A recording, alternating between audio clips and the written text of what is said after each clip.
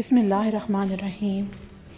اے اللہ، ہم کو اور ہمارے سب بہن بھائیوں کو نبی پاک صلی اللہ علیہ وآلہ وسلم کی ہدایت کے موافق عمل کرنے کی توفیق عطا کر دے، اور اس کے خلاف کرنے والوں کو بھی ہدایت نصیب فرما، آمین۔ اللہم صلی علی محمد وآل محمد۔ کون سا وسیلہ شفاعت والا ہو سکتا ہے اور کون سا عمل زیادہ نفع والا ہو سکتا ہے؟ اس ذات اقدس نبی کریم صلی اللہ علیہ وآلہ وسلم پر درود شریف کے مقابلہ میں جس پر اللہ تعالیٰ اور اس کے ملائکہ درود شریف بھیجتے ہیں، اللہ تعالیٰ نے اس کو دنیا و آخرت میں اپنی قربت کے ساتھ محسوس فرمایا ہے۔ دنیا میں کتنے لوگ ایسے ہیں جو مکمل طور سے نامعلوم ہوتے ہیں، لیکن وہ عرش پر بھی بہت مشہور ہوتے ہیں۔ ان کے ناموں کا ذکر فرشتوں کے درمیان مسلسل ہوتا ہے۔ یا اللہ، ہمیں بھی ایسے لوگوں میں شامل فرما دیجیے، یا الہی، آمین۔ درد کیا ہے؟ درد کو الٹا یا سیدھا لکھو، درد درد ہی رہتا ہے۔ درد کا پہلا دال نکال دیں تو رد بنتا ہے، درد کا دوسرا دال نکال دیں تو در بنتا ہے۔ بس جان لیں کہ کسی در سے انسان جب رد کر دیا جاتا ہے تو درد ملتا ہے، اور یہی درد اسے اس در پر لے جاتا ہے جہاں کوئی رد نہیں کرتا۔ اس در کو کہتے ہیں در مصطفیٰ، در اہل بیت علیہم السلام۔ مولا علی فرماتے ہیں، انسان کو اچھی سوچ پہ وہ انعام ملتا ہے جو اچھے اعمال پر بھی نہیں ملتا، کیونکہ سوچ میں دکھاوا نہیں ہوتا۔ امام علی علیہ السلام نہج البلاغہ میں فرماتے ہیں، اللہ اپنے کچھ بندوں کو خاص طور پر نعمتوں سے نوازتا ہے تاکہ وہ دوسرے بندگان خدا کو فائدہ پہنچوائیں، لہٰذا جب تک وہ دیتے دلاتے رہتے ہیں، اللہ ان نعمتوں کو ان کے ہاتھوں میں برقرار رکھتا ہے، اور جب ان نعمتوں کو روک لیتے ہیں تو اللہ ان سے چھین کر یہ نعمتیں دوسروں کی طرف منتقل کر دیتا ہے۔ کربلا مرد کو سجدہ کرنا اور عورت کو پردہ کرنا سکھاتی ہے۔ فرمانے مولا علی علیہ السلام کہ مشکلات چاہے آسمان جتنی ہی کیوں نہ ہو، اگر تمہارا یقین اس اللہ پر ہے نا تو کوئی تمہیں ہرا نہیں سکتا۔ دعائے رب العالمین۔ اے اللہ، میں آپ کی پناہ چاہتی ہوں ہر برے دن، ہر بری رات سے، ہر بری گھڑی سے اور برے وقت سے، اور آپ کی ناگہانی عذاب سے، اور ہر طرح کے غصے سے، نعمتوں کے چھن جانے سے۔ اے اللہ، ہمیشہ اپنے حفظ و ایمان میں رکھنا۔ مولا علی علیہ السلام سے کسی نے پوچھا، یا علی علیہ السلام، کوئی ایسی حسرت جو رہ گئی ہو؟ تو آپ نے فرمایا، جتنا میں سخی تھا اتنا کسی نے مانگا نہیں، جتنا مجھے علم تھا اتنا کسی نے پوچھا نہیں۔ دعائے پروردگار۔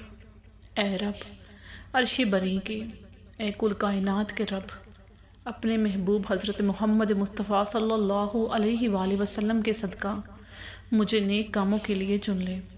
نیکی، حیا، ایمان کی دولت سے نواز، حاسدوں کے حسد سے، بری نظروں کے نظر سے، اور شر کرنے والوں کے شر سے، برے عمل سے اور شیطان کے شر سے ہمیشہ محفوظ رکھ۔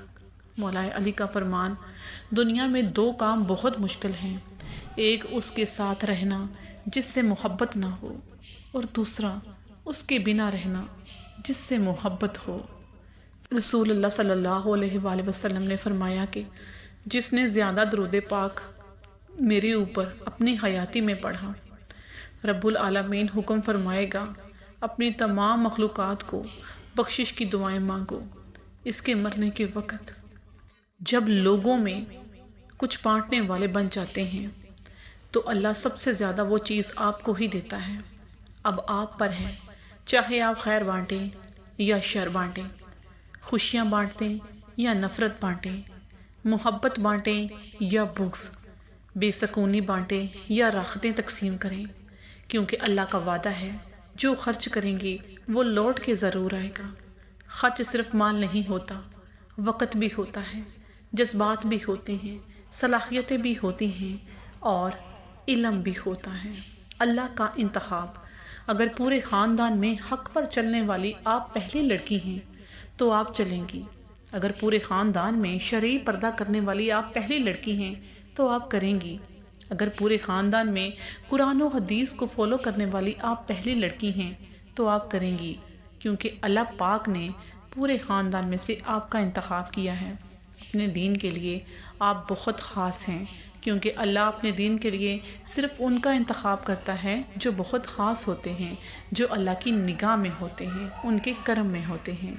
ہدایت بہت غیور مہمان ہوتی ہے، بار بار دستک نہیں دیا کرتی۔ کبھی زندگی میں رب کی طرف پلٹنے کا موقع آیا تو اسے کبھی گوائیے گا نہیں۔